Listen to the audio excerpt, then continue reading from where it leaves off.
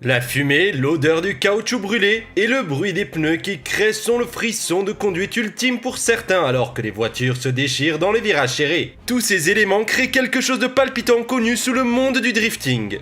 Bienvenue sur Get Around How, la chaîne qui vous apporte toutes les dernières et les plus grandes nouvelles sur les véhicules, avec du nouveau contenu plusieurs fois par semaine. Alors prenons un virage rapide et explorons le drifting. La plupart des gens dans le monde occidental ont été initiés au drifting avec le film de 2006 Fast and Furious Tokyo Drift. Mais ce sport automobile de plus en plus populaire est bien connu au Japon depuis les années 1980. Hanlu dit dans Tokyo Drift, il n'y a pas de wax on wax off avec drifting, vous apprenez en le faisant. Les premiers drifters ont inventé le drifting ici dans les montagnes juste à travers la sensation. Le dialogue ringard est assez précis cependant. L'art du drift a été perfectionné dans les montagnes du Japon, mais Kunimitsu Takahashi, un célèbre pilote de moto japonais, l'a rendu courant au All Japan Touring Car Championship dans les années 1970. Kunimitsu était particulièrement doué pour trouver l'angle parfait. Il pouvait drifter dans tout le virage sans perdre de la vitesse. Ce geste audacieux et impressionnant lui a valu de nombreux fans qui ne pouvaient pas se lasser de voir le spectacle de fumée sous les pneus. Y compris Keiichi Tsuchiya, un pilote qui est finalement devenu connu sous le nom de Drift King au Japon. Tsuchiya est devenu internationalement célèbre lorsque des vidéos de lui faisant du drifting dans les rues de la ville dans une Toyota Corolla ont commencé à circuler en 1987.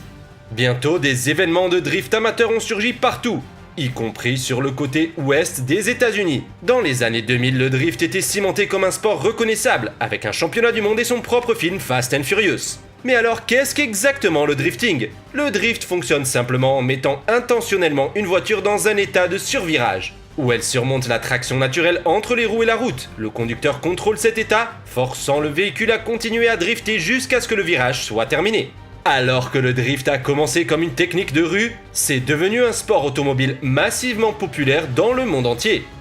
Les compétitions de drift sont comme une danse automobile où les juges évaluent la performance du pilote. Les juges tiennent compte de 4 choses: la trajectoire du conducteur, appelée la ligne, la netteté de la voiture, l'angle, la vitesse à laquelle la voiture va, vitesse, et l'excitation de la performance, facteur de spectacle.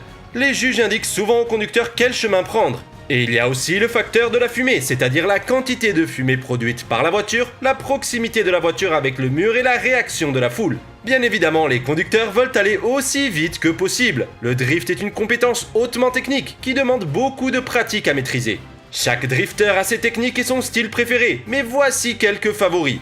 Un drift de freinage, c'est lorsque le conducteur freine en tournant un virage, ce qui rend l'avant de la voiture plus lourd. La pédale d'accélérateur est ensuite enfoncée, ce qui fait perdre de l'adhérence aux roues arrière et commence à glisser. Si le véhicule est à propulsion arrière, RWD, cela fonctionne très bien, mais cela peut également fonctionner pour les voitures à traction avant. C'est une technique polyvalente, car elle ne dépend pas des roues qui poussent. Le survirage électrique est une technique de drift classique.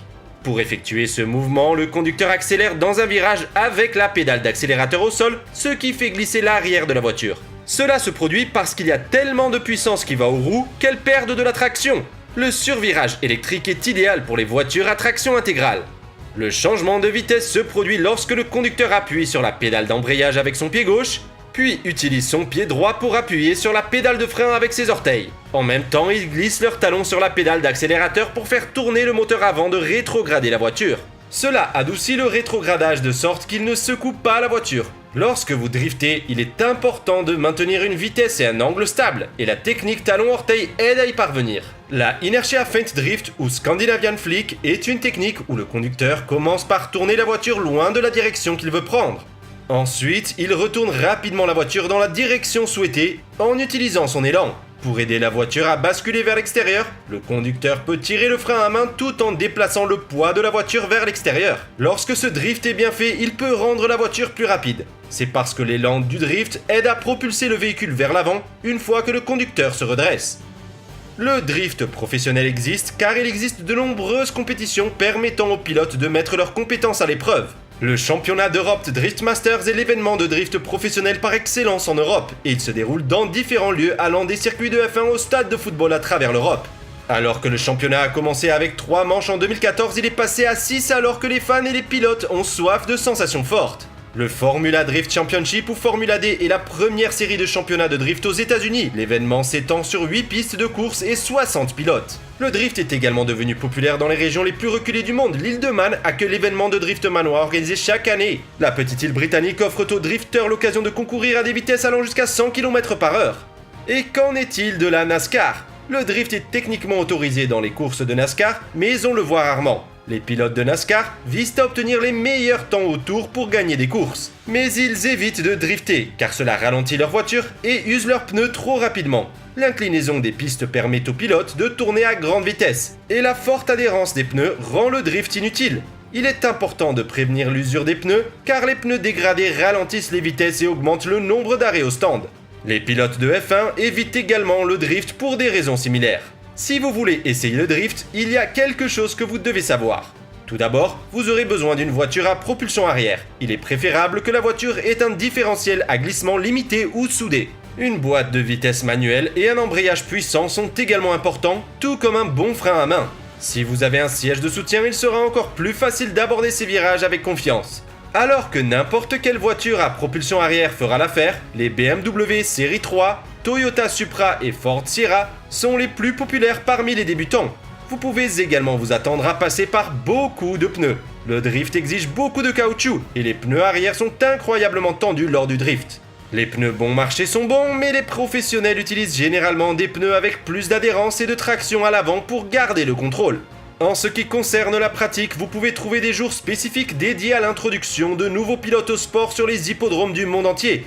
Il existe également des écoles de drift comme Drift Academy, qui guident les débutants à travers une série d'apprentissages en classe et de séances pratiques. Le drift n'est pas un passe-temps bon marché, mais il est certainement plus abordable que de nombreux autres types de courses.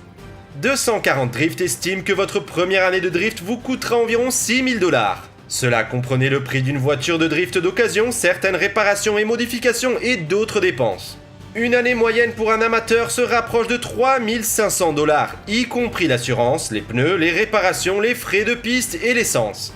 Bien sûr, les modifications et les améliorations apportées à votre véhicule de drift pourraient changer ce nombre de manière significative.